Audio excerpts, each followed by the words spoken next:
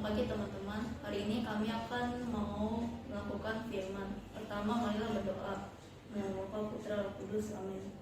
Tuhan Yesus, terima kasih atas berkat yang sudah Engkau limpahkan kepadaku hari ini, sehingga kami mendapatkan kesempatan untuk mendengarkan firman-Mu hari ini.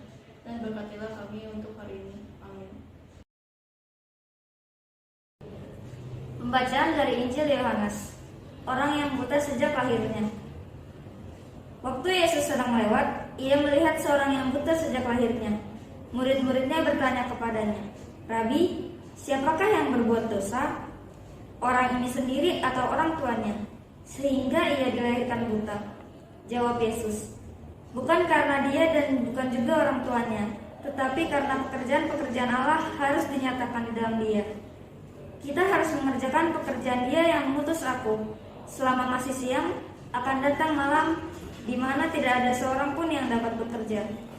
Selama aku di dalam dunia, akulah terang dunia." Setelah ia mengatakan semuanya itu, ia meludah ke tanah dan mengaduk ludahnya itu dengan tanah, lalu mengoleskannya pada mata orang buta tadi, dan berkata kepadanya, "Pergilah, basuh dirimu dalam kolam Siloam." Siloam artinya yang diutus. Maka pergilah orang itu. Ia membasuh dirinya lalu kembali dengan matanya yang sudah melek. Tetapi tetangga-tetangganya dan mereka yang dahulu mengenalnya sebagai pengemis berkata, "Bukankah dia ini yang selalu mengemis?" Ada yang berkata, "Benar, dialah ini." Ada pula yang berkata, "Bukan, tetapi ia serupa dengan dia." Orang itu sendiri berkata, "Benar, akulah itu." Kata mereka kepadanya, "Bagaimana matamu menjadi melek?" Jawabnya, "Orang yang disebut Yesus itu mengaduk tanah, mengoleskannya pada mataku dan berkata kepadaku, 'Pergilah ke Siloam dan basuhlah dirimu.' Lalu aku pergi dan setelah aku membasuh diriku, aku dapat melihat." Lalu mereka berkata kepadanya, "Di manakah dia?" Jawabnya, "Aku tidak tahu." Lalu mereka membawa orang yang tadinya buta itu kepada orang-orang Farisi. Adapun hari waktu Yesus mengaduk tanah dan memelekan mata orang itu adalah hari Sabat. Karena itu orang-orang Farisi pun bertanya kepadanya, "Bagaimana matanya menjadi melek?" Jawabnya, "Ia mengoleskan adukan tanah pada mataku, lalu aku membasuh diriku, dan sekarang aku dapat melihat." Maka kata sebagian orang-orang Farisi itu, "Orang ini tidak datang dari Allah, sebab ia tidak memelihara hari Sabat." Sebagian pula berkata, "Bagaimana seorang berdosa dapat membuat mukjizat yang demikian?" Maka timbullah pertentangan di antara mereka.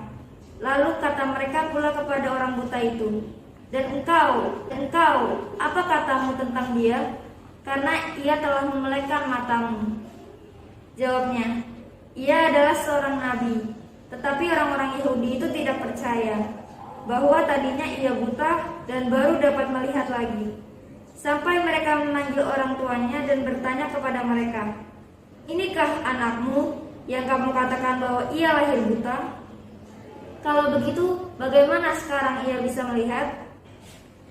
Jawab orang tua itu, "Yang kami tahu ialah bahwa dia ini anak kami dan bahwa ia lahir buta.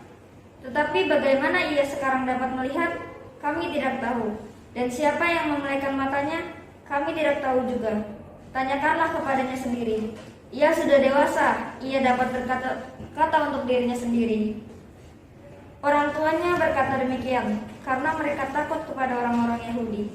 Sebab orang-orang Yahudi itu telah sepakat bahwa setiap orang yang mengaku dia sebagai Mesias akan dikucilkan. Itulah sebabnya maka orang tuanya berkata, "Ia telah dewasa, tanyakanlah pada dirinya sendiri." Lalu mereka memanggil sekali lagi orang yang tadinya buta itu dan berkata kepadanya, "Katakanlah kebenaran di hadapan Allah.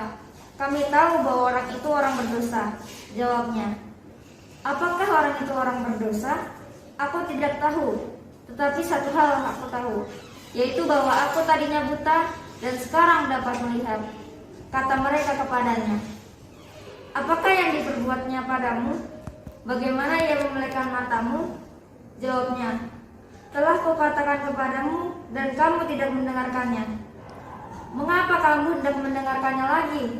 Barangkali kamu mau menjadi muridnya juga. Sambil mengejek, mereka berkata kepadanya, engkau murid orang itu, tetapi kami murid-murid Musa. Kami tahu bahwa Allah telah berfirman pada Musa. Tetapi tentang dia itu, kami tidak tahu juga dari mana ia datang.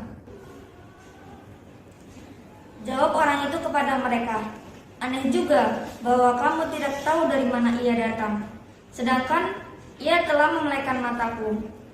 Kita tahu bahwa Allah tidak mendengarkan orang-orang berdosa, melainkan orang-orang yang saleh dan yang melakukan kehendaknya. Dari dahulu sampai sekarang tidak pernah terdengar bahwa ada orang yang memelekan mata orang yang lahir buta. Jikalau orang itu tidak datang dari Allah, ia tidak dapat berbuat apa-apa. Jawab mereka, engkau ini lahir sama sekali dalam dosa dan engkau hendak mengajar kami. Lalu mereka mengusir dia keluar. Yesus mendengar bahwa ia telah diusir keluar oleh mereka. Kemudian ia bertemu dengan dia dan berkata, percayakah engkau kepada Anak Manusia? Jawabnya, siapakah dia Tuhan? Supaya aku percaya kepadanya. Kata Yesus kepadanya, engkau bukan saja melihat dia, tetapi dia yang sedang berkata-kata pada engkau. Dialah itu. Katanya, aku percaya Tuhan. Lalu ia sujud menyembahnya.